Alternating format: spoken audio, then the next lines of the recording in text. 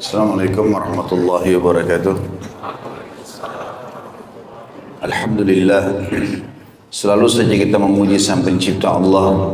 Sebagai seorang muslim diikuti dengan penuh keyakinan karena Allah adalah satu-satunya pencipta, pemilik, penguasa, Zat yang maha sempurna, maha adil, maha bijaksana, maha luas rahmatnya bagi orang yang beriman dan patuh, dan amat keras siksanya bagi orang yang kufur dan juga mungkar.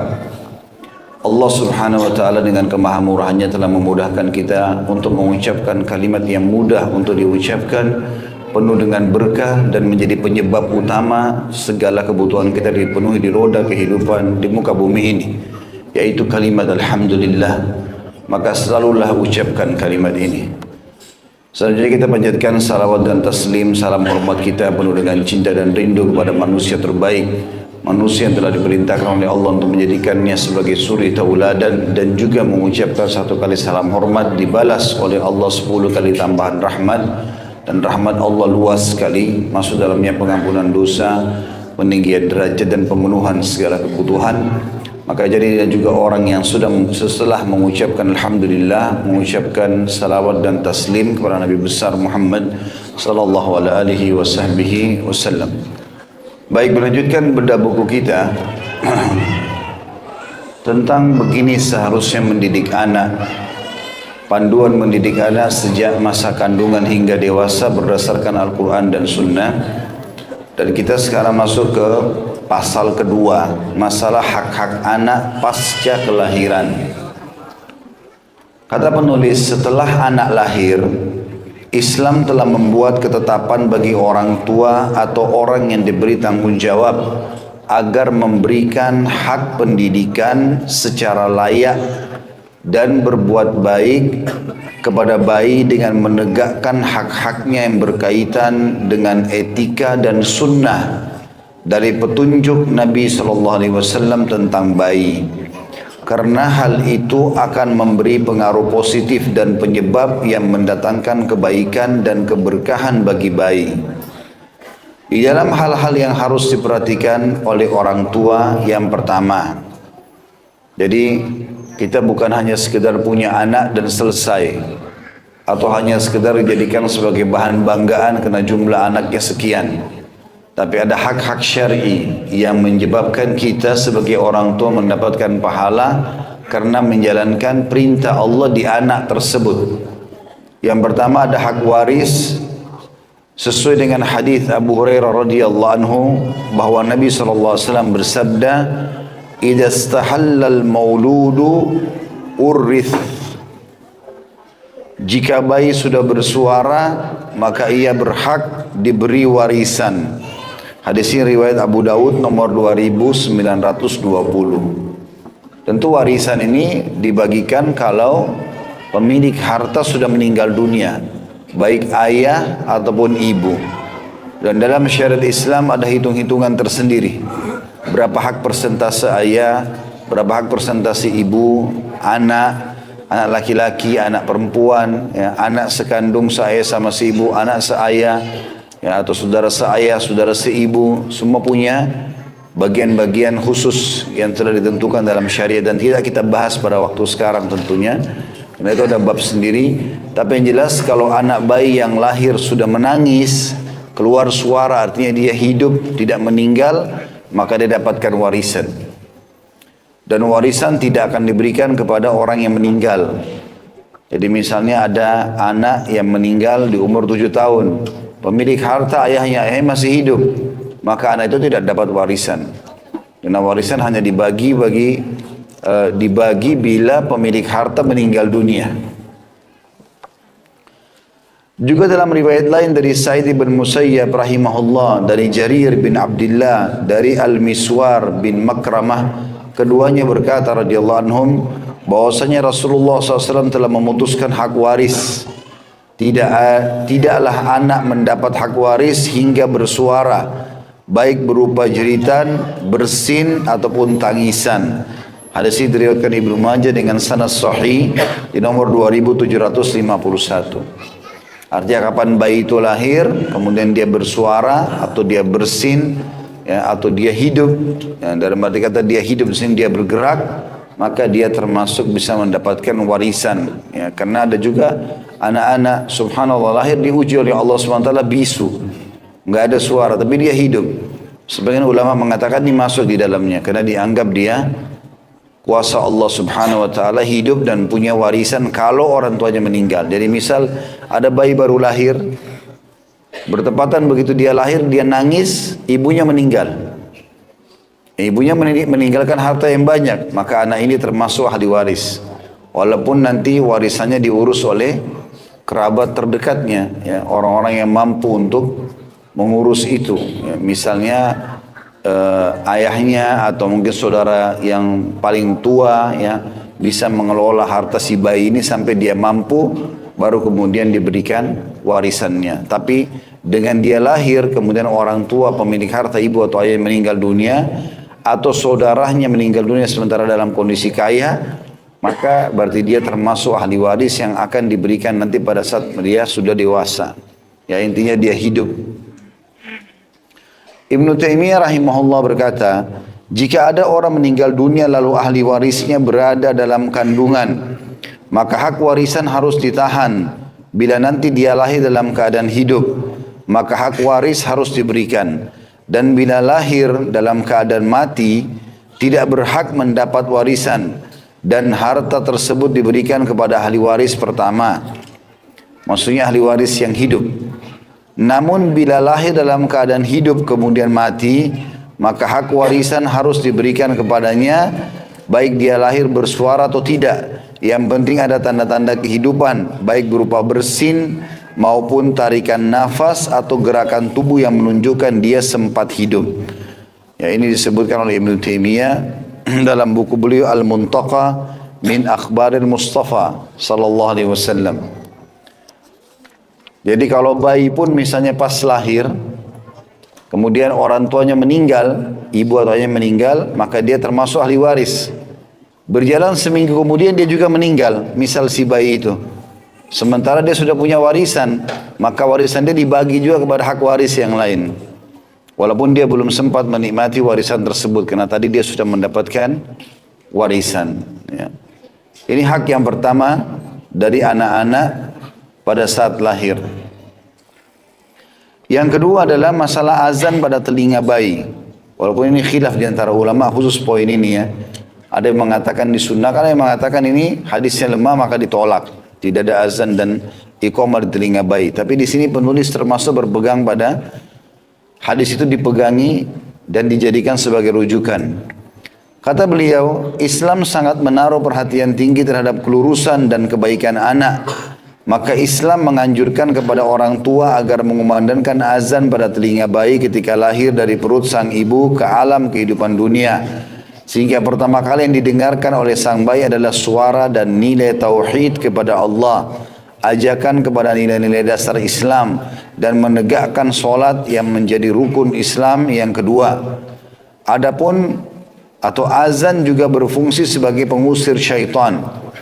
Sebagaimana sabda Nabi SAW, "Idza nudiya lis-salati adbara asy-syaitanu wa lahu ad-duratu hatta la yasma' at-ta'dzin."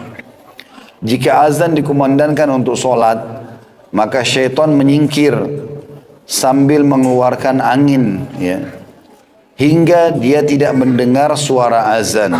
Hadis ini riwayat Bukhari nomor 608, 3385 dan Imam Muslim 389. Syaitan sangat memiliki keinginan tinggi untuk mengganggu sang bayi langsung setelah lahir.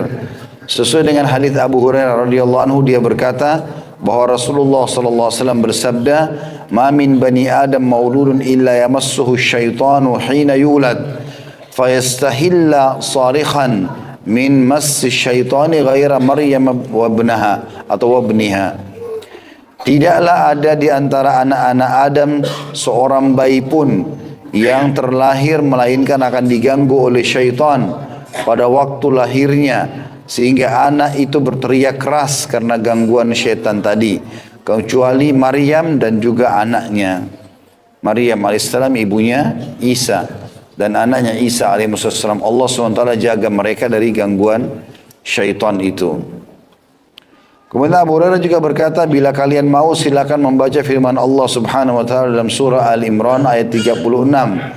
A'udzu billahi minasyaitonir rajim wa inni u'idzuha bika wa dzurriyyataha minasyaitonir rajim.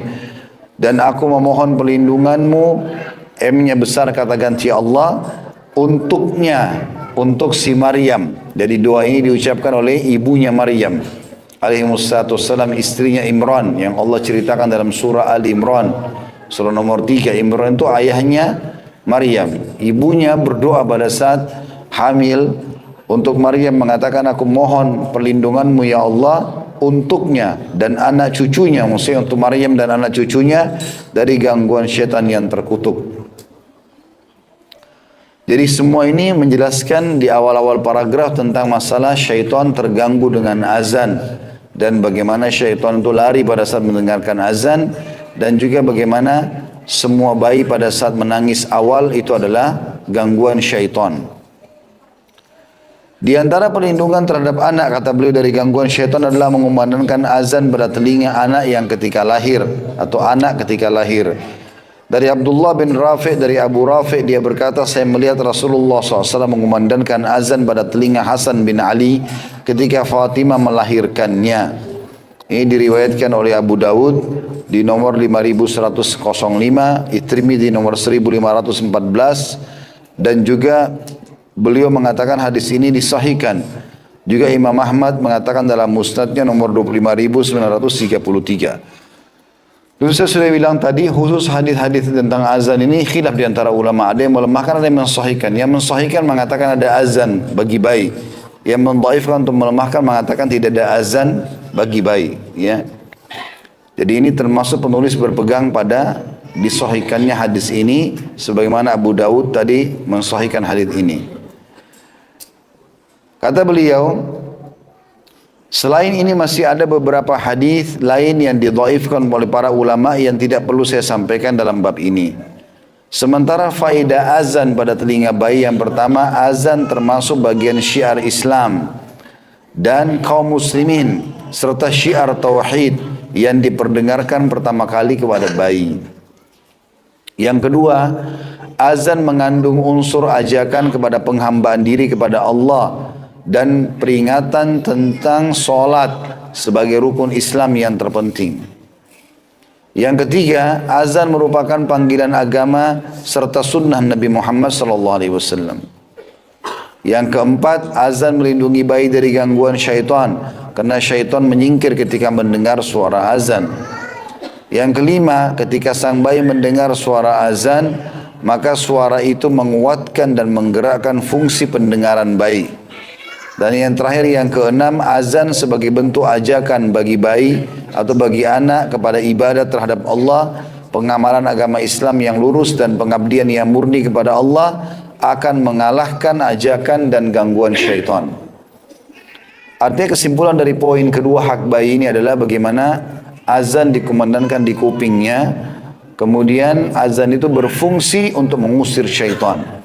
Ya, karena Iblis laknatullahi alaih yang merupakan musuh terbesarnya manusia, dimulai dari ayah kita Adam alaihissalatu wassalam, itu sudah berjanji sama Allah dia akan mengganggu kita semuanya, dari sisi kanan, dari kiri, dari depan, dari belakang. Dan memang konsepnya agar mereka tidak bersyukur kepadamu ya Allah, kata Iblis begitu. Artinya selalu kufur, selalu tidak memuji Allah subhanahu wa ta'ala, durhaka dengan Allah. Maka azan pada kuping bayi, kata penulis, itu justru menghilangkan dari awal tentang masalah itu. Tentu sudah kita jelaskan juga, salah satu kiat untuk menjauhkan syaitan dari anak-anak kita adalah pada saat ingin berhubungan biologis, mengucapkan doa, Allahumma jannibna syaitan, jannib syaitan ma razzaqtana. Ya Allah, jauhkanlah kami dari syaitan dan jauhkan syaitan dari apa yang kau karuniakan kepada kami. Ini kata Nabi SAW, kalau mereka dikarunia anak, ya, dari hubungan tersebut, kalau baca doa ini, maka anak itu tidak akan diganggu oleh syaitan selamanya. Kata ulama, ini kalau orang menggabungkan keduanya, maka akan mendapatkan kesempurnaan dalam mendidik anak ke depannya. Karena kalau biologis baca doa, pada saat akhir diazankan, maka dari dua sisi, sebelum dia berbentuk manusia, masih dalam bentuk sperma, dan sel telur belum ketemu, karena membaca doa tadi, jauhkan dari syaitan itu sebelum biologis, maka sudah berdoa dilindungi dari syaitan. Begitu lahir juga diperdengarkan azan yang mengusir syaitan. Maka dengan cara ini pola pendidikan anak ke depan akan lebih mudah. Ya, biasanya anak-anak justru yang tidak pernah diperdengarkan di kupingnya tentang kalimat-kalimat Allah begini, mereka akan sulit juga untuk dididik ke depannya pada saat mereka dewasa tentang Allah Subhanahu wa ta'ala. Hak yang ketiga bagi anak-anak adalah tahnik. Ya. Dan tahnik artinya mengunyah kurma sampai halus, kemudian menempelkan di langit-langit bayi, ya, di dalam mulutnya di bagian atas. Ya. Itu namanya tahnik. Ini sunnah Nabi SAW. Begitu lahir. Ya, tidak ada penentuan berapa batas waktunya, tapi disunnahkan atau Nabi SAW juga melakukan itu. Setiap kali ada penduduk Madinah yang lahir, maka dibawa kepada Nabi SAW. Nabi berikan nama, Nabi elus kepalanya, kemudian Nabi kunyahkan kurma, ditahnikkan sampai halus, ditempelkan di langit-langitnya. Ya. Kata penulis, tahnik ialah mengunyahkan kurma atau semisalnya, kemudian dioleskan ke langit-langit pada mulut bayi. Demikian itu termasuk petunjuk Nabi SAW ketika bayi pernah melakukan atau ketika beliau pernah melakukan hal tersebut ketika ada seorang bayi yang lahir. Dalam Sahih Bukhari dari Hisham bin Urwah dari Asma binti Abi Bakar radhiyallahu anha bahwasanya dia berkata, ketika aku mengandung Abdullah bin Zubair di Mekah, aku keluar untuk menyempurnakan ihram. Setelah sampai di Madinah, maka aku singgah di Kuba hingga aku melahirkan Abdullah di Kuba. Kemudian aku datang kepada Rasulullah SAW, lalu aku letakkan bayi itu di pangkuannya. Maka beliau meminta sebutir kurma, lalu kurma itu dikunyah, kemudian dimasukkan ke mulut bayi, sehingga yang pertama kali masuk ke perutnya adalah ludah Rasulullah sallallahu alaihi wasallam. Artinya ini Nabi SAW contohkan kepada sahabatnya Abdullah bin Zubair radhiyallahu anhum ajma'in. Zubair adalah sahabat Nabi yang dijamin masuk surga. Waktu dia menikah sama Asma binti Abi Bakar, dua-duanya sahabat yang mulia, lahirlah anak pertama namanya Abdullah. Dan waktu lahir dibawa oleh Asma ibunya radhiyallahu anha ke Nabi SAW, lalu Nabi kunyahkan kurma dan memasukkan ke mulutnya. Jadi teman-teman, ini jangan dipaksakan ya, karena mulut bayi sangat kecil dan butuh pelan-pelan. Satu butir kurma mungkin bisa butuh waktu yang cukup lama. Ya, jadi sedikit aja dulu dikunyah sampai halus sekali, udah halus sekali, gitu kan? Mungkin kalau kita orang dewasa tinggal ditelan saja karena halusnya, itu kemudian diambil di ujung jari telunjuk, lalu dimasukkan ke mulutnya atau langit-langitnya pelan-pelan, sedikit-sedikit. Ya, kemudian dibiarkan dia mengisapnya sampai selesai, baru kita kunyahkan lagi. Ya, termasuk hikmah yang diambil dari hadis ini oleh sebagian ulama adalah dikunyahkan satu hari minimal satu butir kurma. Karena di sini Asma mengatakan satu butir kurma. Nabi SAW mengambil lalu mengunyahkan dan dimasukkan ke mulut Abdullah anaknya. Ya, kalau misalnya anak-anak mau dibiasakan makan kurma setiap hari sangat baik, sangat positif. Dan kita tahu kurma adalah makanan favorit Nabi SAW dan juga bernutrisi tinggi. Ya. Kalau teman-teman makan kurma saja, tidak makan apa-apa, sudah cukup untuk ya mensuplai energi yang dibutuhkan oleh tubuh kita. Apalagi kalau kurma-kurma yang berkualitas ya, seperti kurma ajwa, kemudian kurma ambar, ada rutab, ada beberapa jenis-jenis kurma yang sangat bagus. Walaupun semua kurma juga masuk di dalam masalah ini, ya. Maka itu sangat baik. Dan kita tahu kalau buka puasa disunnahkan makan kurma, ya. Kalau sahur makan kurma. Kata Nabi SAW, sebaik-baik makanan kalian pada saat buka puasa dan sahur adalah kurma, ya. Maka ini makanan yang sangat disenangi oleh Nabi SAW. Juga dalam hadis dikatakan Nabi SAW seringkali makan kurma dan semangka. Lalu beliau mengatakan panasnya ini ditunjuk kurma itu, didinginkan dengan dinginnya ini ditunjuk semangka, dan dinginnya ini ditunjuk semangka itu dipanaskan sama panasnya kurma ini. Maka sebagian ulama mengatakan ini selain favorit Nabi SAW, juga dianjurkan setiap muslim ya memberikan nutrisi tubuhnya gabungan antara dua buah ini. Ya, semangka dengan kurma, dan kurma ini termasuk sunnah Nabi SAW. Dan ini bayi diberikan, kata ulama manfaatnya sangat besar sekali. Ya, bisa membantu pencernaannya dengan kurma yang manis alami, dan juga akan membantu ya kesehatan tubuhnya, apalagi kalau dilanjutkan terus kurma tersebut. Karena kata ulama perintah tahnik di awal sekali baru lahir itu karena memang dasarnya Islam ingin mengajarkan kepada kita agar anak bayi itu dibiasakan makan kurma seterusnya. Walaupun tidak ada pembatasan waktu ya, kalau cuma sekali pada saat lahir pun tidak ada masalah. Dan yang melakukan tahnik dianjurkan agar orang yang saleh atau saleha yang dianggap sangat baik dan dekat hubungannya sama Allah SWT, lalu diperintahkan mereka mentahnik sebagaimana para sahabat membawa anak-anak mereka kepada Nabi SAW. Kalau tidak ada, maka boleh orang tuanya atau orang-orang terdekat. Ya, intinya jangan sampai lewat anak-anak dari baru lahir itu tidak ditahnik, karena ini termasuk sunnah Nabi SAW. Dan di situ dikatakan Kuba, ya kalau teman-teman yang belum tahu itu istilah Masjid Kuba. Ya, di Madinah ada Masjid Kuba yang kata Nabi SAW, siapa yang bersuci di rumahnya, ya, kalau kita mungkin yang datang umroh atau haji di hotelnya, kemudian dia pergi ke Kuba dan sholat 2 rakaat, maka pahalanya sama dengan haji, sama dengan umroh, pahalanya sama dengan umroh. Ya, maka ini juga keutamaan tersendiri di tempat tersebut, dan Abdullah bin Zubair radhiyallahu anhu lahir di tempat itu. Asma juga berkata radhiyallahu anha, ibunya tadi Abdullah bin Zubair radhiyallahu anhu majma'in, kemudian beliau mengoleskan kunyahan kurma tersebut ke mulut bayi dan mendoakan berkah baginya. Dialah anak yang pertama kali lahir dalam pangkuan keluarga muslim dari kaum muhajirin di Madinah. Hisham bin Urwah berkata mereka sangat bergembira karena pernah dikatakan kepada mereka, sungguhnya orang Yahudi telah menyihir kalian sehingga kalian tidak akan pernah melahirkan anak, maksudnya anak laki-laki.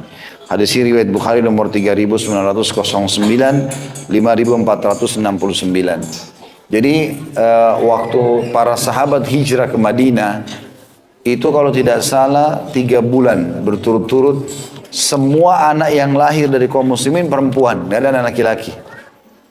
Selama 3 bulan semua anak perempuan. Dan ini satu hal yang unik gitu kan. Karena biasanya pasti ada saja dalam 1 bulan laki-laki perempuan kuasa Allah SWT. Tapi di Madinah khusus anak muslimin tidak ada yang kecuali perempuan dalam 3 bulan. Maka tersebar isu orang-orang Yahudi mengatakan kami sudah menyihir kalian sehingga tidak ada anak-anak kalian lagi yang laki-laki. Maka waktu Asma binti Abi Bakar radhiyallahu anhuma datang dari Mekah hijrah masuk ke Madinah dan lagi hamil, kemudian melahirkan anak laki-laki, semua umat Islam gembira. Maka Abdullah bin Zubair radhiyallahu anhuma digotong sekeliling Madinah untuk menunjukkan kalau pernyataan orang Yahudi tidak benar tentang mereka menyihir kaum muslimin. Dan saking gembiranya juga Nabi SAW yang memberikan nama Abdullah. Maka namanya Abdullah bin Zubair radhiyallahu anhum ajma'in. Juga disebutkan dalam riwayat Anas bin Malik radhiyallahu anhu, dia berkata ketika Ummu Sulaim melahirkan bayi, Ummu Sulaim ibunya Anas ya, dipanggil dengan Ummu Sulaim. Dia ceritakan si anak meriwayatkan tentang ibunya. Ketika Ummu Sulaim melahirkan bayi, beliau mengirimkan anaknya bersamaku kepada Rasulullah sallallahu alaihi wasallam. Aku membawa sebutir kurma dan aku datang kepada Rasulullah SAW dengan membawa bayi sementara beliau mengenakan mantel sedang menundukkan untanya. Rasulullah SAW bersabda, apakah kamu membawa kurma? Aku menjawab, iya. Maka beliau mengunyah beberapa kurma ke dalam mulutnya, kemudian dimasukkan ke mulut bayi. Lalu bayi tersebut menjilat-jilat kurma kunyahan Rasulullah SAW dengan lidahnya. Kemudian beliau bersabda, orang Ansar memang suka kurma. Lalu beliau mentahnik dan memberinya nama Abdullah, dan tidak ada satu pemuda pun dari Ansar yang lebih baik dibandingkan dia. Hadis ini riwayat Bukhari nomor 1301 dan Imam Muslim 2119 dan 2144. Jadi ini Ummu Sulaim punya kisah ya. Ummu Sulaim ini suami pertamanya namanya Malik. Tapi Malik ini diajak masuk Islam, tidak mau. Akhirnya ribut sama istrinya, dia keluar dari rumah, kemudian ribut sama musuh-musuhnya, berantem sampai terbunuh. Jadi Malik meninggal dalam keadaan kufur. Sementara Ummu Sulaim sudah punya anak Anas, ya, yang meriwayatkan hadis ini dari suaminya yang pertama, makanya namanya Anas bin Malik. Gak lama kemudian menikahlah Ummu Sulaim dengan laki-laki yang lain. Dan laki-laki ini kebetulan tidak punya anak atau belum punya anak.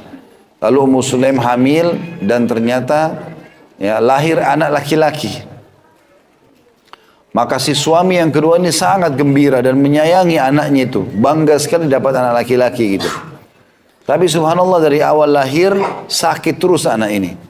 Badannya demam, ya, tidak mau minum susu, jadi sakit.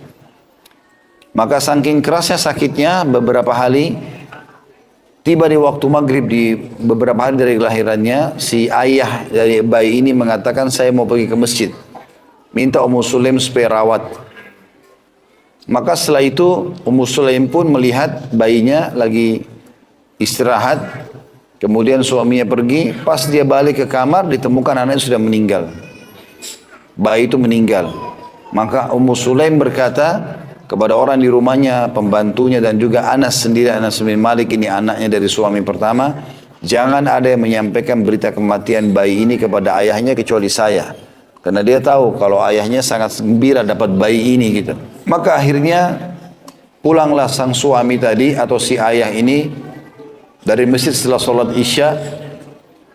Kata Anas bin Malik, ibuku dandan belum pernah dandan secantik itu sebelumnya. Jadi sangat cantik, sangat wangi. Kemudian juga dia masak makanan yang belum pernah seenak itu. Pada saat suaminya pulang, Ummu Sulaim radhiyallahu anha lalu melayani suaminya dengan baik dari makanan sampai kenyang dan memenuhi kebutuhan biologisnya sampai puas. Setelah itu baru dia mengucapkan kalimat santun. Dia mengatakan, wahai suamiku, kira-kira bagaimana pendapatmu kalau ada orang titipin barang dan barangnya diminta? Apakah kita kembalikan? Kata suaminya, tentu saja. Gak mungkin kita tahan barang orang lain. Maka kata Ummu Sulaim, kalau gitu berharaplah pahala di sisi Allah subhanahu wa ta'ala karena dia telah mengambil titipannya. Artinya anakmu telah meninggal. Maka sempat marah suaminya mengatakan, kenapa kau biarkan aku makan sampai kenyang, biologis dengan kamu sementara anakku meninggal? Saya akan lapor ini kepada Nabi SAW.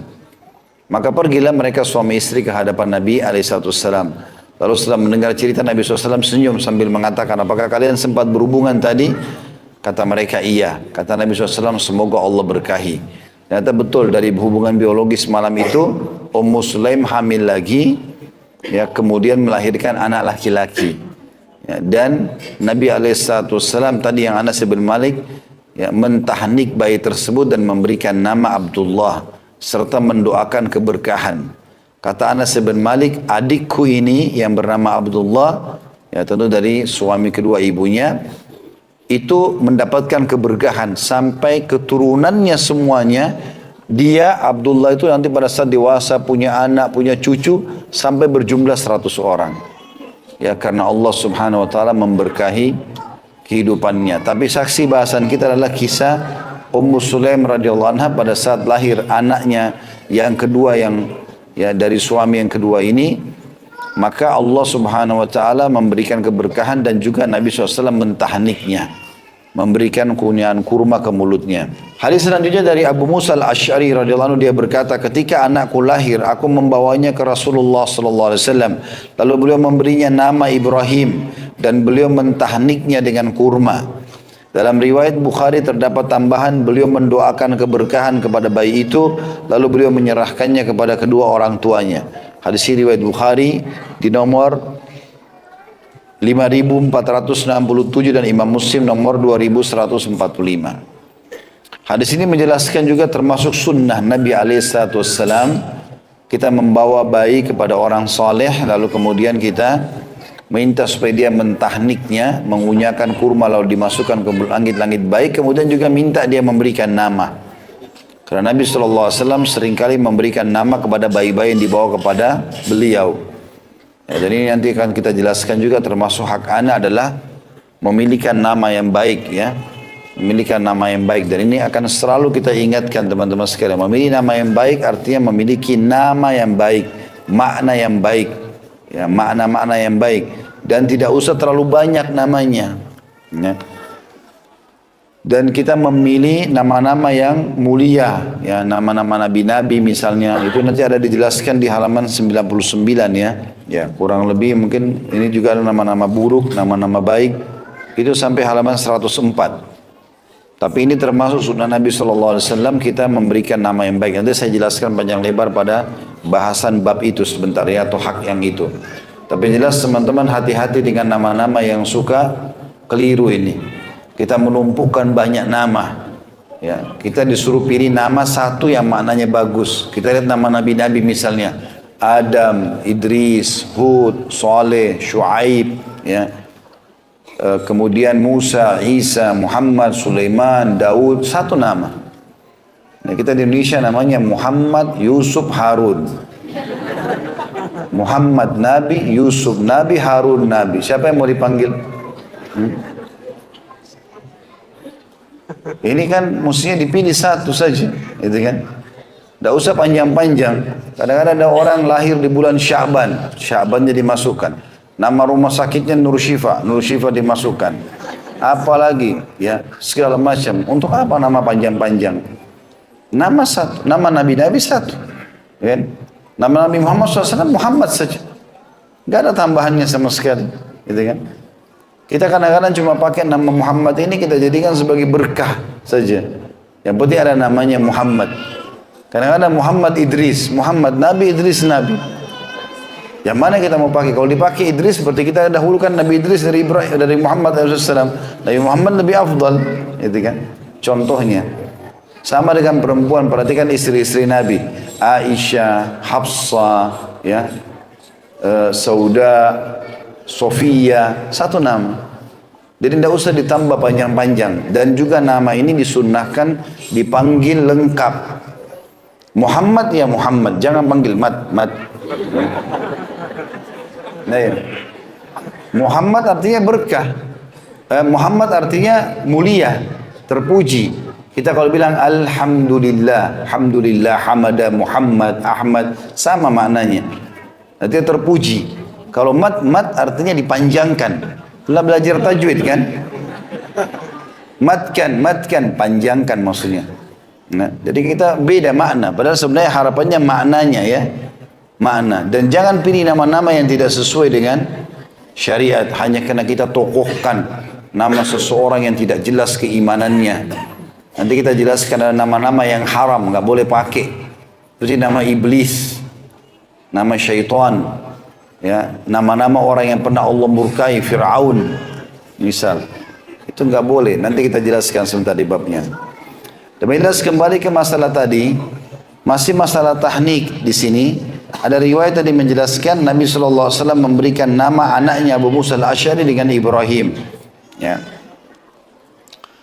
Juga hadis selanjutnya dari Ummul Mukminin Aisyah radhiyallahu anha bahwa pernah didatangkan beberapa bayi kepada Nabi SAW, lalu beliau mendoakan keberkahan kepada mereka dan mentahnik mereka. Kemudian ada seorang bayi yang kencing di pangkuannya, lalu beliau meminta air dan menyiram kencing tersebut. Hadis ini riwayat Bukhari nomor 222 dan 5468, Imam Muslim nomor 286 dan 2147. Ya, jadi hadis ini menandakan memang anak-anak semuanya bayi dibawa kepada Nabi SAW pada saat itu. Dan mereka orang tuanya berlumba-lumba untuk mentahnikkan anaknya oleh Nabi SAW.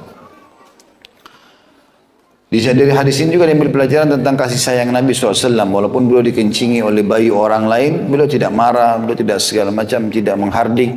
Tapi beliau hanya meminta air untuk dibersihkan. Imam Nawawi memberi komentar terhadap hadis di atas dan dengan mengatakan maksud mendoakan keberkahan adalah berdoa sambil mengusap mereka. Maksud berkah adalah menetapkan kebaikan yang banyak, menetapnya kebaikan yang banyak. Artinya mendoakan supaya Allah SWT panjangkan umurnya, tumbuh besarkan dalam ketaatan, gitu kan? Dari penjelasan di atas bisa diambil kesimpulan sebagai berikut. Yang pertama, disunnahkan mentahnik bayi yang baru lahir. Yang kedua, di dalam tahnik terkandung permohonan doa keberkahan kepada orang-orang soleh atau orang-orang yang memiliki keutamaan. Jadi sunnah mentahnik mengunyahkan kurma sampai halus. Dan juga yang kedua adalah kalau kita bawa kepada orang soleh atau soleha, kita berharap keberkahan doanya. Karena biasa orang kalau makin dekat sama Allah makin mudah diterima doanya. Ya, sehingga dia doakan keberkahan buat bayi kita. Yang ketiga, dalam penjelasan tentang tahnik terdapat anjuran untuk meminta doa keberkahan kepada orang soleh yang memiliki keutamaan baik sebelum atau sesudah kelahiran. Ini mirip dengan poin kedua. Yang ketiga, dalam sunnah tahnik, yang keempat, dalam sunnah tahnik terdapat anjuran agar bersikap lemah lembut, santun dan tawadhu kepada anak kecil. Ya, karena kita disuruh anjurkan kunyah sampai halus, baru kemudian tempelkan di langitnya, lalu sabar. Artinya di situ termasuk sunnah Nabi SAW bersabar dengan anak-anak. Ya, terutama ibu-ibu hadapin anaknya memang harus sabar. Ya, harus sabar. Karena memang mereka masih kecil, ya. Mereka butuh untuk diperhatikan ekstra. Wajar ibu-ibu memang Allah Subhanahu wa taala berikan pahala di situ. Dari pertama bayi itu lahir atau dari anak itu bangun tidur sampai dia tidur lagi. Kebutuhannya besar sekali. Dan semuanya tidak mau tahu, walaupun kalau tidak dikasih tetap menangis. Memang sudah sunnatullah begitu. Ya, maka kita sebagai orang tua harusnya sabar. Itu diambil juga dari pelajaran tahnik, bagaimana kita disuruh kunyahkan rumah yang halus, kemudian kita bersabar mengunyahkan pelan-pelan ke mulutnya. Yang kelima, tahnik bisa memberi pengaruh positif bagi anak. Yang dimaksud adalah perhatian secara kejiwaan dan juga nutrisi yang sangat tinggi dikandung oleh kurma tersebut. Yang keenam, tahnik juga bisa menguatkan organ tubuh bayi dan membantu memudahkan proses menyusu bagi bayi tersebut. Ini ada sebagian ilmuwan muslim mengatakan penelitian ya. Kenapa sunnah Nabi mentahnik? Kenapa bukan susu saja? Padahal sebenarnya menyusui bagian daripada sunnah Nabi SAW. Ya, tapi di sini disuruh gabung sebenarnya. Disuruh berikan tahnik, ditahnik dengan kurma dan disusui. Ternyata ada besar sekali pengaruhnya. Kalau seseorang itu mentahnik bayinya, maka dipastikan bayi itu akan lebih kuat dan lebih normal, lebih sehat dalam mengambil ASI ibunya. Ya. Termasuk hak bayi adalah menyusui anak. Ya. Jadi bagi ibu-ibu yang tidak mau menyusui bayinya, ini hati-hati. Allah Subhanahu wa taala mewajibkan itu, terutama bagi yang mampu. Banyak persepsi negatif yang orang sebenarnya tidak punya landasan dalam masalah itu. Tidak ada penelitian ilmiah masalah itu. Oh, kalau nyusui nanti payudaranya turun lah, nanti jadi jelek lah, nanti begini dan begitu, itu tidak benar semua. Justru itu terapi alami ya buat payudara, karena dia akan membesar dengan sendirinya. Itu kan lemak ya, memang seperti itu terapinya. Dan itu Allah Subhanahu wa taala punya kemahaadilan dalam masalah ini. Memberikan ASI kepada anak adalah bagian dari kewajiban dan itu hak anak. Ya, semampunya, kalau tidak ada ASI-nya berbeda. Dan kalau kita tidak mampu bisa berikan kepada wanita lain yang punya kemampuan untuk menyusui. Sebagaimana Nabi SAW dan orang-orang Quraisy dulu ya, yang sebaya dengan Nabi SAW disusui oleh orang-orang Arab Badui. Ya, Nabi SAW disusui oleh Halimah Sa'diyah. Ya, sempat menyusui Nabi SAW selama 2 tahun dan tinggal bersama Halimah Sa'diyah di sukunya di dekat kota Taif sekitar 6 tahun atau sampai umur 6 tahun. Ya, ini dibolehkan, nanti kita jelaskan ada ayat Al-Quran tentang bolehnya menyusui atau memberikan susuan kepada ibu lain kalau seandainya tidak mampu untuk menyusui.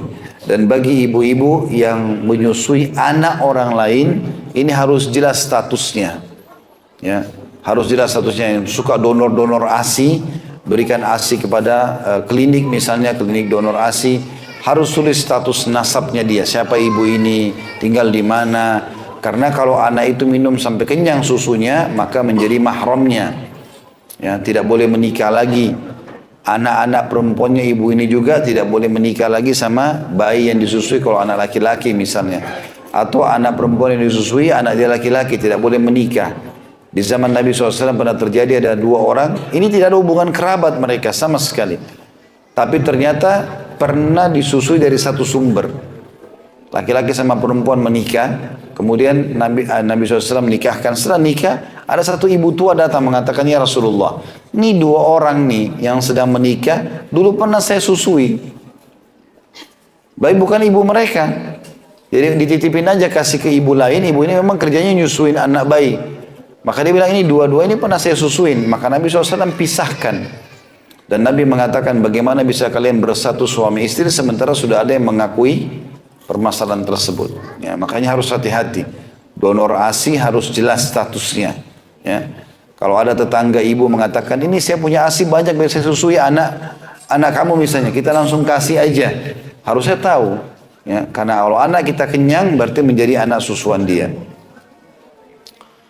Kata beliau dalam pandangan Islam menyusui anak termasuk pilar pendidikan yang paling urgen sehingga sumber hukum Islam yang pertama yaitu Al-Quran menganjurkan kepada semua kaum ibu agar menyusui anak-anak mereka selama 2 tahun secara sempurna dari air susu mereka sendiri sebab hal itu akan memberi pengaruh baik dan positif bagi bayi sebagaimana Allah menjelaskan dalam surah Al-Baqarah ayat 233. A'udzu billahi minasyaitonir rajim. Bismillahirrahmanirrahim. Wal walidatu yurdi'na auladahunna haulaini kamilain liman arada an yutimma ar-radha'ah. Al-ayah. Dan ibu-ibu hendaklah menyusui anak-anaknya selama 2 tahun penuh bagi yang ingin menyempurnakan masa menyusui. Artinya yang penting sudah menyusui. Sebagian tim medis sekarang meneliti ya minimal 6 bulan kalau ada ASI-nya. Kalau dia mau terapi setelah itu untuk berhenti sudah boleh, tapi minimal 6 bulan. Kalau Al-Quran mengatakan kalau mau sempurna 2 tahun. Kata beliau ketika Islam menyatukan laki-laki dan perempuan dalam satu ikatan pernikahan lalu dikumpulkan dalam satu bahtera rumah tangga dan masing-masing memikul beban tanggung jawab untuk membentuk bangunan rumah tangga yang salihah sebagai bentuk awal dalam membangun masyarakat yang baik, maka Allah memberi masing-masing berupa hak dan kewajiban secara adil. Di antara hak dan kewajiban adalah sang suami wajib memberi nafkah sementara sang istri wajib menyusui anak. Karena anak sangat membutuhkan belayan sang ibu dan dekapan sehingga ketika menyusui anak menemukan ketentraman jiwa dan ketenangan batin karena air susu yang didapat bayi dengan penuh kehangatan dan belayan lembut serta menyusu dari ASI yang telah disiapkan Allah maka membuat anak tumbuh sempurna. Oleh karena itu air susu selalu dimiliki oleh seorang wanita baik, wanita kaya atau miskin karena sebagai bentuk jaminan dan pelindungan bagi pertumbuhan dan perkembangan anak di alam yang asing ini. Menyusui anak merupakan kebiasaan bangsa sejak zaman jahiliyah dan juga kebiasaan seluruh umat manusia sejak awal dahulu. Sebagaimana firman Allah SWT tentang Musa alaihissalam. A'udzu billahi minasyaitonir rajim wa harramna 'alaihi al-maradi' al-ayah dan kami cegah dia Musa menyusu kepada perempuan-perempuan yang mau menyusuinya. Baik. Nabi Musa alaihissalam pada saat beliau lahir itu tahun di mana seluruh anak-anak Bani Israel dibunuh. Jadi Fir'aun pernah mimpi ada Bani Israel yang akan menjatuhkan kerajaannya. Maka Fir'aun ketakutan. Fir'aun menyuruh bunuh anak laki-laki yang lahir tahun ini, tahun depan dibiarkan. Dan mereka biarkan itu juga dengan tujuan supaya nanti bisa jadi budak-budak mereka. Tahun depannya lagi, maka dibunuh. Tahun depannya lagi dibiarkan, begitu terus. Nabi Musa AS lahir pas tahun di mana bayi-bayi Bani Israel dibunuh. Maka ibunya dan ayahnya ketakutan, bagaimana nih? Ya. Maka ibu Nabi Musa AS menaruh Nabi Musa dalam sebuah kotak, kemudian diikat dengan tali, lalu dibiarkan di belakang rumah, gitu kan? Nah rupanya talinya lepas dan Nabi Musa AS terlepas mengalir di sungai tersebut. Ada riwayat lain menjelaskan memang ibunya diperintahkan oleh Allah Subhanahu Wa Taala untuk membiarkan, melepaskannya. Maka mengalirlah kotak bayi Nabi Musa ini ke istananya Fir'aun. Ya. Dan pada saat itu seluruh tentara Fir'aun itu bisa membedakan mana bau badannya anak-anak Bani Israel, mana suku Kipti, suku asli Mesir. Karena mereka sudah peka sekali, semua bayi dibunuh pada saat itu, yang lahir, yang laki-laki ya. Maka pada saat itu pun akhirnya Lewatlah kotak ini di dekatnya istrinya Fir'aun yang bernama Asia. Asia nanti beriman kepada Nabi Musa alaihissalam dan masuk surga tentunya. Nah, Allah SWT berikan perumpamaan dalam Al-Quran. Yang jelas intinya pada saat itu datang kotak tersebut, lalu Asia melihat, beberapa pelayan perempuan juga melihat, lalu mengatakan ini ada bayi, gitu kan. Lalu tentara-tentara Fir'aun datang mencium, mengatakan ini dari Bani Israel. Dilaporkan kepada Fir'aun, lalu Fir'aun suruh bunuh. Maka kebetulan waktu itu Fir'aun tidak punya anak, subhanallah, sekian tahun menikah tidak punya anak. Maka istrinya bilang, Asia, jangan dibunuh, mungkin bisa kita angkat sebagai anak kita. Ya, karena kita nggak punya anak. Maka akhirnya ditumbuh besarlah Musa alaihissalam di dalam istana, di istana mereka, gitu kan. Tapi di sini waktu Musa alaihissalam diambil dan diterima dalam istana oleh Fir'aun karena Asia istrinya minta itu, maka akhirnya Allah subhanahu wa ta'ala mengharamkan ASI buat Musa alaihissalam kecuali dari ibunya, karena ibunya menangis-nangis merasa ketakutan Musa alaihissalam hilang. Maka semua istri Firaun tidak ada ASInya, kemudian semua orang-orang di kerajaan yang punya ASI menyusui Nabi Musa menolak, tidak mau waktu masih bayi. Itu yang Allah katakan dalam ayat ini dalam Al-Qasas 12, wa harramna 'alaihi al-maradhi', dan kami haramkan susuan buat Musa, gitu kan. Sampai akhirnya ibunya yang datang dan tidak mengaku kalau sebagai ibu, kemudian menyusui dan akhirnya menyusuilah Musa alaihissalam dari ibunya, ya. Dikatakan begitu juga Rasulullah SAW tumbuh di masa bayi dari susuan seorang wanita yang bernama Halimah Sa'diyah, hingga nanti menjadi ibu Nabi karena susuan. Dan karena masalah persusuan Allah membuat beberapa hukum syariat akibat dari proses persusuan tersebut. Di antaranya adalah surah An-Nisa ayat 23 yang menjelaskan masalah itu. A'udzubillahi minasyaitonirrajim. Hurrimat 'alaikum ummahatukum wa banatukum wa akhawatukum wa ammatukum wa khalatukum wa banatul akhi wa banatul ukhti wa ummahatukum allati arda'nakum wa akhawatukum minar radha'ah. Jadi saksi bahasan akhir ayat yang kita bacakan tadi, wa ummahatukum allati arda'nakum wa akhawatukum minar radha'ah. Diharamkan atas kalian menikahi ibu-ibu kalian, karena itu mahram, tak boleh nikah dengan ibu sendiri. Anak-anak perempuan kalian, saudari-saudari kalian, saudari-saudari ayah kalian, maksudnya tante dari ayah, saudari-saudari ibu kalian, tante dari ibu, anak-anak perempuan dari saudara-saudara kalian, ya maksudnya keponakan, anak-anak perempuan dari saudari-saudari kalian, ya ponakan dari saudara laki-laki, dari anak saudara laki-laki dan anak saudari perempuan. Ibu-ibu kalian yang menyusui kalian dan saudara-saudara kalian sesusuan. Jadi saya pernah kasih contoh ini, kalau misal saya ulangi lagi, saya waktu kecil bayi misalnya disusui oleh ibu tetangga. Ibu tetangga itu punya 3 anak perempuan. Kapan saya disusui sampai saya kenyang? Ada pendapat mengatakan 3 kali, mengatakan sampai 5 kali susuan. Kenyang, maka saya menjadi mahramnya ibu itu. Ibu itu seperti ibu saya. Anak-anak perempuannya pun menjadi saudari saya semuanya. Saya nggak boleh nikah sama mereka. Ya, itu berlaku saya kepada anaknya ibu tersebut dan ibu tersebut. Tapi tidak berlaku pada saudara saya. Jadi kalau misalnya saya punya saudara laki-laki lagi 2, boleh menikah dengan saudari susuan saya karena dia tidak disusui oleh ibu tersebut. Hanya saja saya yang terbawa kepada ibu itu dan keluarganya. Ini saksi bahasan kita. Jadi ada hukum syariat tersendiri dalam masalah ASI.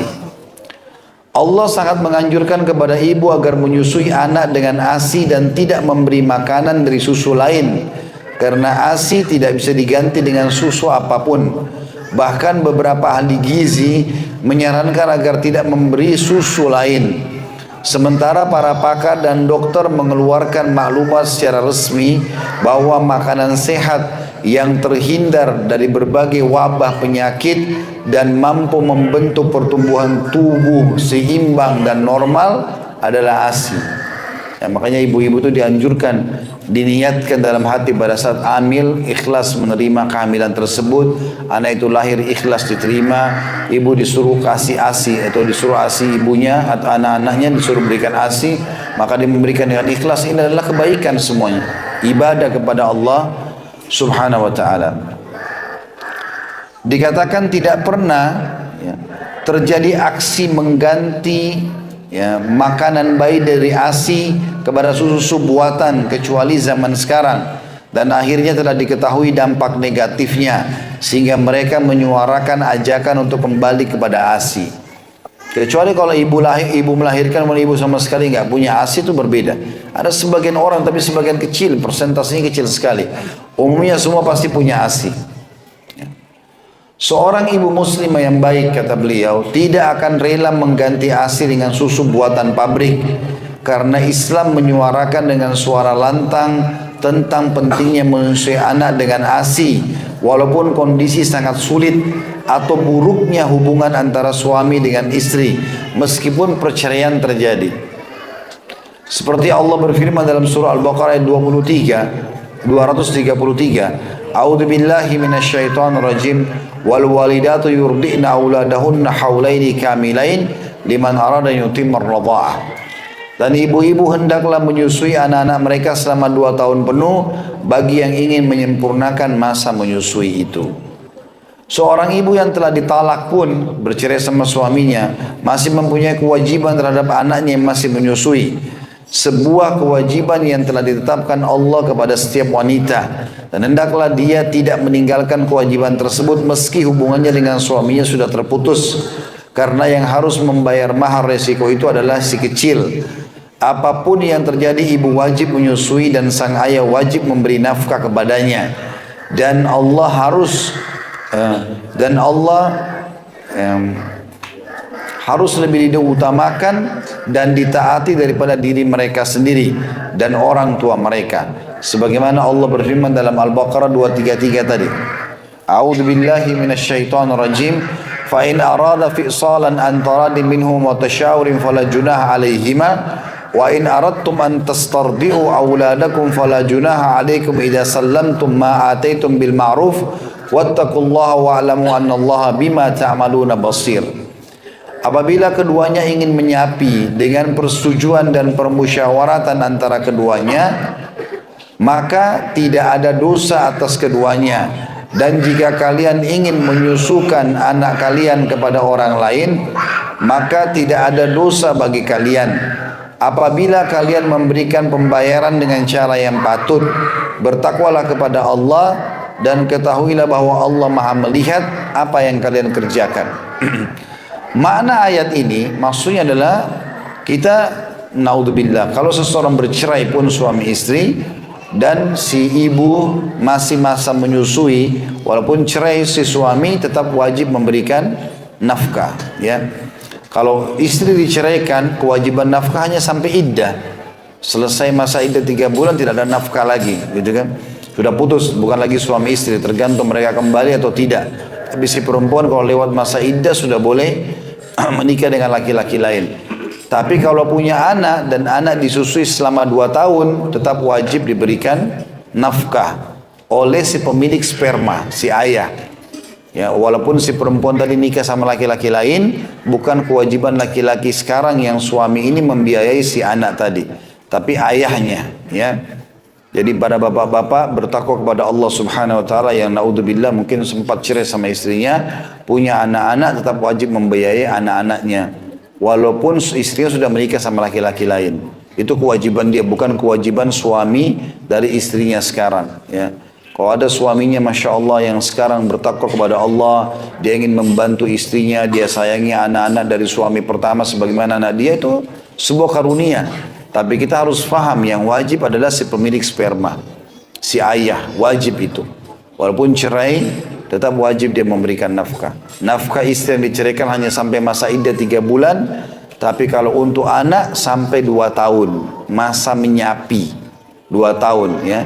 Kalau misalnya sampai 6 bulan, terus kemudian ASI ibunya berhenti, nggak ada lagi ASI, maka dia tetap wajib memberikan nafkah untuk memenuhi kebutuhan nutrisi anaknya. Kemudian juga dikatakan di sini, Allah telah memberikan hak anak atas orang tua untuk mendapat hak asih selama 2 tahun secara sempurna. Karena masa ini adalah fase pertumbuhan anak yang paling menentukan, baik bagi kesehatan maupun psikologinya. Hasil penelitian dan survei membuktikan bahwa masa 2 tahun merupakan masa sangat penting bagi pertumbuhan anak, baik dari sisi kesehatan maupun kejiwaan. Dan sebagian orang Islam tidak sadar hingga mereka melakukan penelitian. Maka Allah sangat sayang kepada umat manusia, terlebih kepada mereka yang baru lahir dalam kondisi yang sangat lemah. Artinya yang paling dibutuhkan adalah ASI. Dan subhanallah, mungkin kita bapak ibu yang sudah punya anak tahu betul anak-anak kalau minta susu itu melebihi minta yang lain, ya. Dan tidak mau tahu, pokoknya kalau sudah dia mau haus dikasih air gak mau, dikasih madu gak mau, maunya susu. Kuasa Allah SWT, memang itu dibutuhkan oleh tubuhnya. Dan susu yang terbaik adalah ASI, ya, yang Allah SWT alirkan di tubuh ibu tersebut. Perhatian Islam dalam menyusui anak bukan hanya ketika jatuh talak, namun lebih dari itu. Islam menunda proses hukuman rajam bagi wanita yang menyusui hingga selesai masa menyusui. Demikian bentuk kasih sayang Islam terhadap anak agar tumbuh besar dalam keadaan sehat dan tidak sakit-sakitan. Jadi pernah ada satu wanita, dia hamil dari zina. Kemudian dia datang ke masjid Nabi SAW, kepada Nabi SAW lalu mengatakan, ya Rasulullah, sucikan saya. Saya sudah menikah, ada suami tapi saya berzina dan hamil dari perzinahannya itu. Maka dia bilang, saya mau tobat ya Rasulullah, sucikan saya.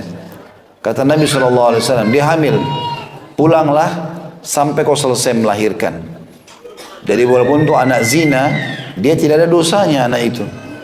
Kalau dia dirajam sekarang ibunya, dia mati, bayi itu bisa mati bersamanya.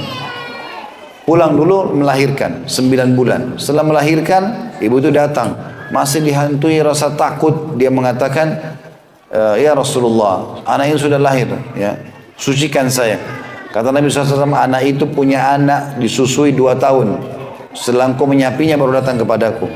Maka ditunda hukum rajam di sini karena memang hak anak tersebut. Maka ibu tersebut lalu menyusui sampai 2 tahun. Setelah 2 tahun dia pun kembali lalu mengatakan, ya Rasulullah, sucikan saya, barulah dirajam pada saat itu. Ya, itu pun sebenarnya sebagian ulama mengatakan hikmahnya Nabi SAW suruh pergi saja agar jangan datang mengeluh, bertobat kepada Allah, selebihnya selesai. Karena tidak ada pengakuan dosa dalam Islam. Ya, kita berbeda dengan Katolik yang datang mengaku dosa, ya, kemudian dipercik-percik sama air, kemudian bersih dosanya. Tidak seperti itu. Ya, kita nggak ada seperti itu. Jadi tidak ada pengakuan. Justru kalau kita punya dosa dan aib ditutupi. Nggak boleh kita sengaja bongkar. Ya.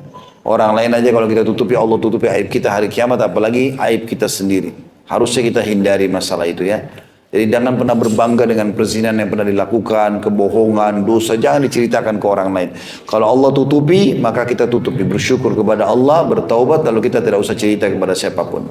Ya, sebagaimana dijelaskan dalam sebuah hadits Bukhari, bahwasanya orang yang paling buruk kedudukannya hari kiamat adalah orang yang telah Allah tutupi kesalahannya lalu dia bongkar sendiri. Dia berzina semalaman tidak ada yang tahu. Allah SWT tutupi. Besok dia ceritain di kantor sama teman-temannya. Maka ini nggak boleh, ini aib. Mesti ditutupin sama dia. Ya, antara dia sama Allah Subhanahu Wa Taala. Dalam poin ini juga disebutkan oleh penulis tentang manfaat ASI. ASI memiliki banyak manfaat dan kelebihan.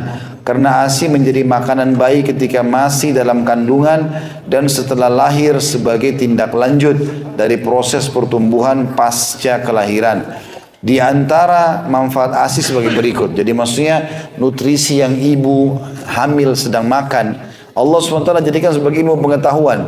Kalau ibu ke dokter konsultasi disuruh minum susu yang ada asam folatnya, makan buah-buahan, makan ini, makan itu. Tujuannya itu baik. Allah SWT sudah jadikan nutrisi ibu tersebut untuk kebutuhan suplemennya si bayi. Melalui plasenta, tersarilah saripatinya, kemudian masuk ke dalam si bayi tadi. Atau dikonsumsi oleh si bayi tadi. Ya. Kemudian setelah lahir, tidak ada lagi plasenta, bayi tidak ada di perut, maka menjadi ASI. Hikmah Allah Subhanahu Wa Taala berubah menjadi air susu. Dan ini semua adalah hal yang sangat dibutuhkan oleh si bayi tadi. Dan manfaatnya sangat besar. Yang pertama, bayi langsung mendapat makanan bersih dan steril karena langsung dari tubuh ibunya. Yang kedua, ASI tidak terlalu dingin dan tidak terlalu panas, tetapi bersuhu sedang sehingga cocok bagi anak atau bayi. Yang ketiga, selalu siap saji dan siap setiap saat, tidak mengenal surut dan tidak pernah kehabisan. Ya, artinya kalau orang memang betul-betul niat, kalau ibu niat, subhanallah, innamal a'malu binniyat, semua sesuai dengan kadar niatnya. Kalau dari ibu-ibu niat mau nyusui anaknya, maka Allah mudahkan. Siapa yang tidak niat menyusui anaknya, maka Allah pun subhanallah hilangkan asinya. Yang keempat, ASI tidak mengalami kerusakan karena lamanya penyimpanan, bahkan tidak mengalami perubahan dalam kondisi apapun. Yang kelima, cocok dan sesuai kebutuhan perut si bayi hingga sampai umur 2 tahun. Yang keenam, mencukupi kebutuhan si bayi yang sedang menyusui. Yang ketujuh, ASI memberi imunisasi dan kekebalan bagi tubuh bayi dari berbagai gangguan bakteri dan penyakit. Nah, jadi itu imunisasi alami. Yang kedelapan, ASI akan membuat bayi terhindar dari problem kegemukan bagi bayi dan ibu. Ya, biasanya kalau ASI itu ibu-ibu jadi ditarik ya makanan yang dia makan menjadi ASI. Bayi juga secara otomatis mengkonsumsi saripatinya. Ya, maka kesehatan untuk keduanya. Ya, biasanya kalau minuman kaleng kita sudah tahu lebih cepat membuat anak-anak jadi gemuk ya. Dan itu mungkin mengganggu detak jantung apalagi di umur 2 tahun pertama. Yang kesembilan, menyusui akan bisa membantu dalam mengatur masa kelahiran bagi sebagian besar wanita. Artinya kalau bapak-bapak dan ibu pun mau pengen punya anak banyak, maka yang normal adalah setiap 2 tahun sekali. Habis ASI kemudian punya anak lagi, habis ASI punya anak lagi, karena ada hak masing-masing anak itu. Ya. Yang ke-10, menyusui akan menumbuhkan perasaan kasih sayang dan cinta orang tua kepada anak dan menguatkan hubungan batin antara anak dengan ibu itu. Ya, karena ibu itu akan membagikan atau memberikan bagian dari tubuhnya kepada si bayi tadi.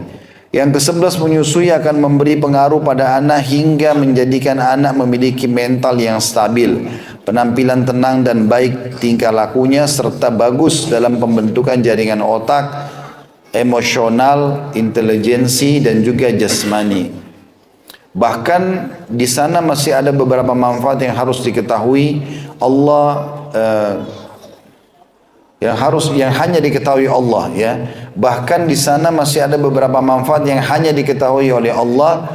Kenapa masa menyusui harus 2 tahun dan semua itu demi perlindungan dan pemeliharaan bagi bayi.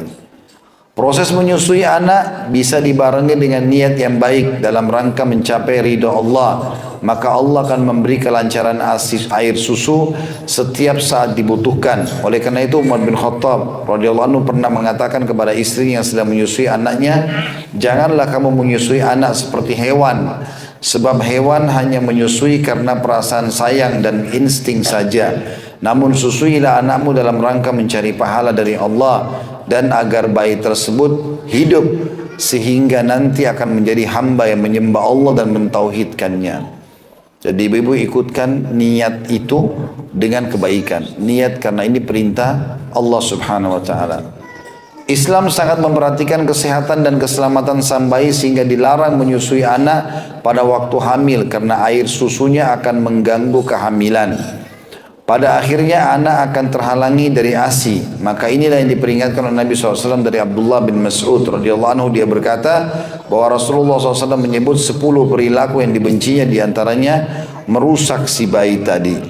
Ada putnot nomor 137, merusak bayi, suatu kondisi di mana ibu yang sedang menyusui hamil lagi sehingga air susunya jadi rusak. Ya, artinya dianjurkan untuk menghindari kecuali memang dengan takdir Allah Subhanahu wa taala. Dia selesai masa nifas masih menyusui tiba-tiba hamil, itu berbeda. Itu kuasa Allah SWT. Tapi dianjurkan setiap muslim dan muslimah mengatur agar tidak ada kehamilan sampai selesai masa penyapian 2 tahun tersebut. Dari Asma binti Yazid radhiyallahu anha bahwa Nabi SAW bersabda, janganlah di antara kalian membunuh anak secara terselubung. Demi zat yang jiwaku ada di tangannya, sungguhnya air susu pada waktu hamil akan merusak seseorang atau seorang penunggang kuda dan melemparkannya dari kudanya. Hadis ini dihasankan oleh para ulama dan diriwayatkan Abu Daud nomor 3881. Artinya Nabi SAW menganjurkan agar jangan hamil di masa menyapi bayi tersebut. Ya, jadi ada 9 bulan masa hamil, ditambah 2 tahun masa menyusui, baru kemudian hamil lagi. Walaupun kita sudah pelajari di awal-awal bab kita dalam buku ini, anjuran yang sangat besar dalam agama Islam untuk memiliki keturunan yang banyak. Tetapi ada juga perhatian khusus berhubungan dengan masalah waktunya, ya, waktunya. Kemudian ada juga masalah akikah, yang ini merupakan hak bayi.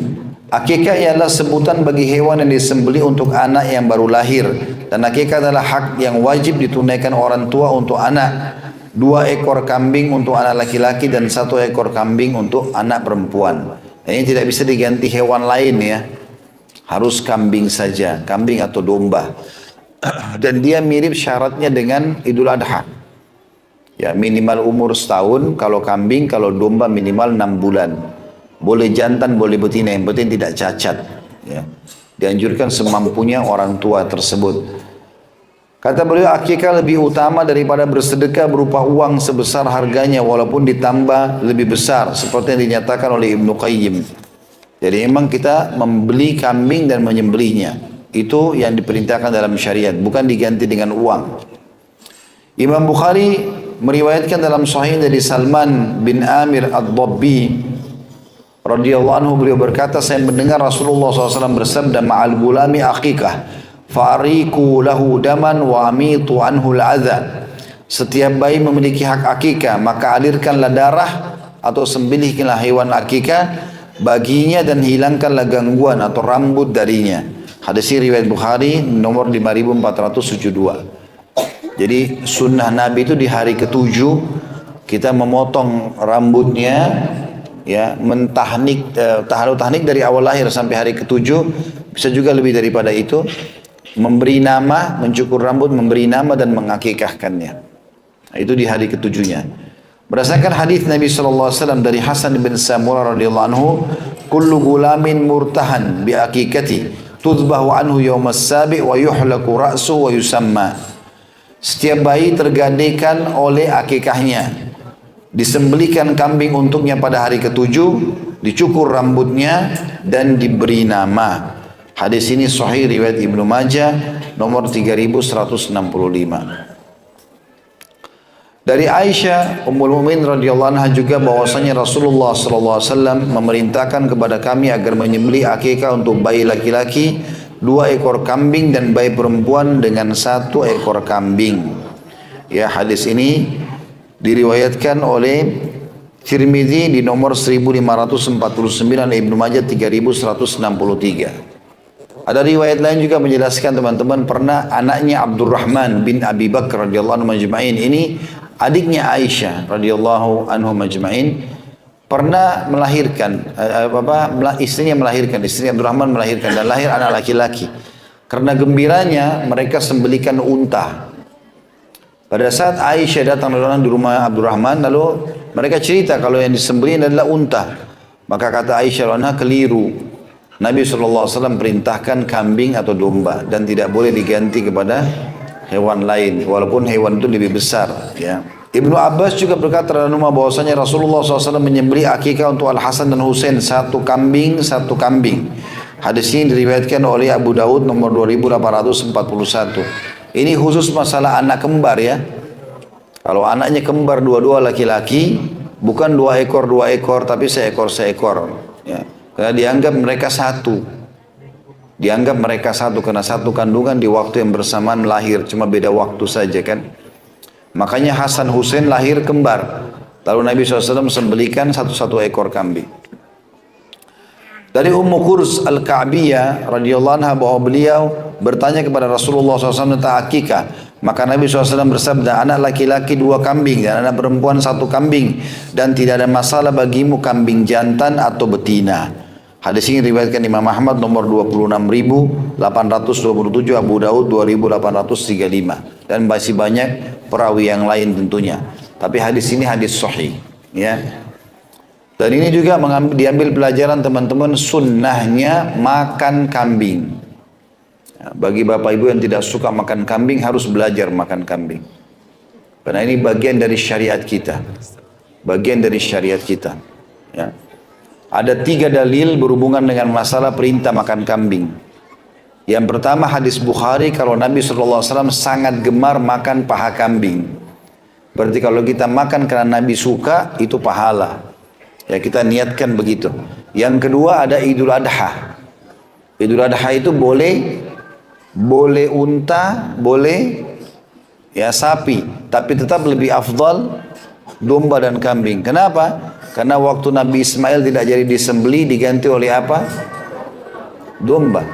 Nggak diganti dengan unta, tidak diganti dengan yang lain, tapi diganti dengan itu, karena itu afdaliyanya. Dan Nabi SAW sendiri sembeli juga dengan domba di Idul Adha. Beliau sembeli sampai 65 ekor atas nama beliau alaihissalam. Yang ketiga yang tidak bisa terbantahkan sama sekali, akikah ini. Dan tidak bisa diganti dengan hewan lain. Jadi kalau ada orang mengatakan kambing itu adalah makanannya orang Arab, keliru. Makanannya orang Islam, iya. Karena kalau lahir anaknya orang bule, anaknya orang Arab, anaknya orang Melayu, anaknya orang hitam dari Afrika, Muslim, laki-laki 2 ekor kambing, perempuan 1 ekor kambing, dan sunnah makan sebagian dagingnya. Tapi kan Ustaz, kambing itu bau, kambing itu kolesterol, kambing itu penyebab darah tinggi. Nggak benar.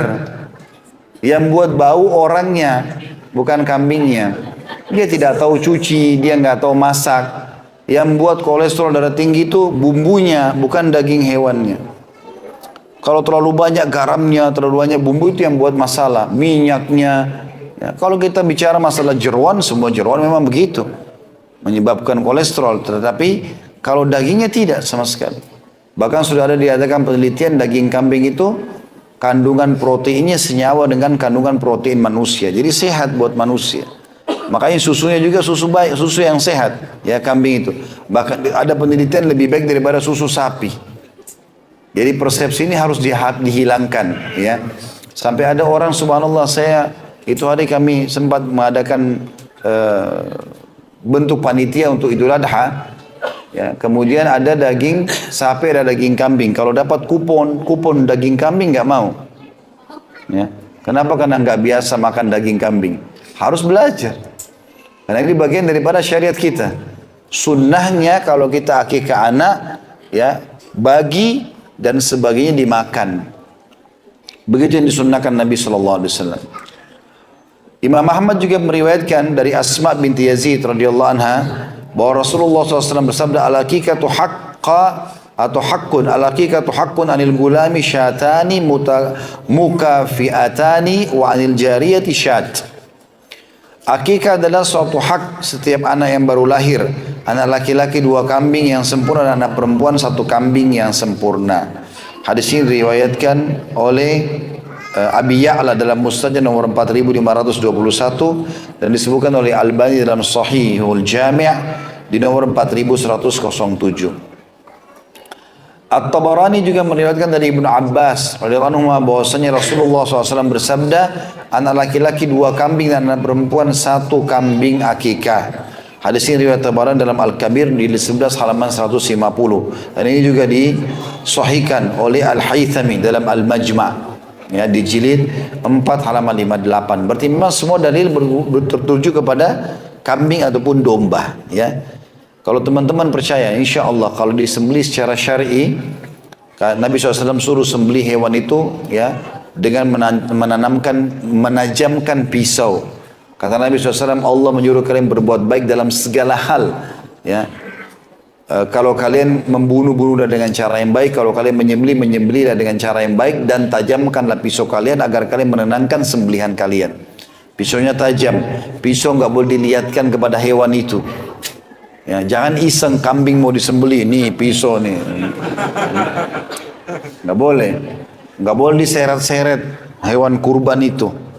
Pernah di zaman Umar bin Khattab ada yang seret-seret domba mau disembelih sampai dombanya teriak-teriak. Kata Umar bin Khattab, apa kau akan membunuhnya 2 kali? Jadi sunnahnya ditarik pelan-pelan, dielus, kalau lagi masih makan dibiarkan, gitu kan. Dan nanti kalau diturunkan dengan baik-baik, lulus, dan disembeli tanpa dia ketahui. Kesannya dia kayak tidak tahu gitu ya. Maka itu termasuk sunnah Nabi SAW. Ini sangat berpengaruh kepada kualitas daging. Termasuk juga menumpahkan semua darahnya. Makanya teman-teman kalau yang jadi panitia Idul Adha atau yang mungkin sembeli hewan, kan itu sunnah juga, lebih afdal kalau bapak-bapak di sini kalau sembeli akikah buat anaknya dia sembeli sendiri ya. Itu lebih afdal lagi dia sembeli. Sembeli sendiri itu sunnah Nabi alaihissalam. Dan Nabi menyembeli di Idul Adha. Maka kalau disembeli dan mau dikulitin, itu usahakan yang digantung kakinya. Ya biasanya ada beberapa cara ya, saya di Indonesia ada yang kaki, ada yang kepala digantung, atau bagian lehernya ya. Maka yang benar kakinya, karena kalau kaki semua darahnya netes keluar. Kalau kepalanya itu bisa darahnya masuk kembali ke dalam, dan itu darah bisa merusak. Darah itu kena sedikit saja udara, sudah terkontaminasi dengan bakteri. Itu berpengaruh pada kualitas daging. Makanya harus hati-hati dengan masalah begitu. Alhamdulillah kami ada buka restoran berhubungan dengan masalah kambing ini. Kita coba terapkan sistem syar'i, sembeli dengan benar, tidak ada bau, nggak ada apa-apa. Orang bahkan datang makan mengatakan ini kambing ya, gitu. Karena dianggap seperti daging ayam, seperti daging yang lain, nggak ada bau, nggak ada segala macam. Jadi memang cara sembelihnya, membersihkannya, bumbunya juga tidak boleh terlalu berlebihan. Itu nanti akan memberikan cita rasa yang baik. Karena ini berhubungan sekali dengan masalah syariat. Banyak orang tinggalkan hanya karena persepsi negatif yang salah. Kata beliau, syarat kambing akikah seperti syarat kambing untuk berkurban, dan dianjurkan untuk memberikan daging kambing dalam keadaan matang dan dimakruhkan memecahkan tulang. Tidak sah berserikat dalam sembelian akikah. Inilah perbedaan antara binatang akikah dengan binatang untuk dam atau kurban. Daging akikah dianjurkan sebagian dimakan dan sebagian lagi disedekahkan.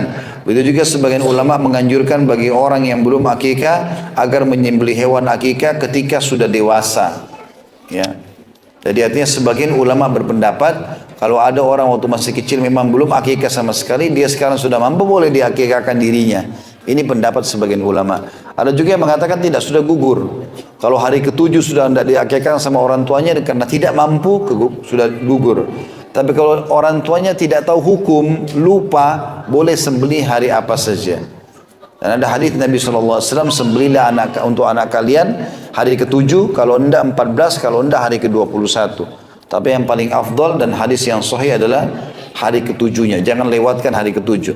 Jadi misalnya lahir hari ini sudah dihitung hari pertama.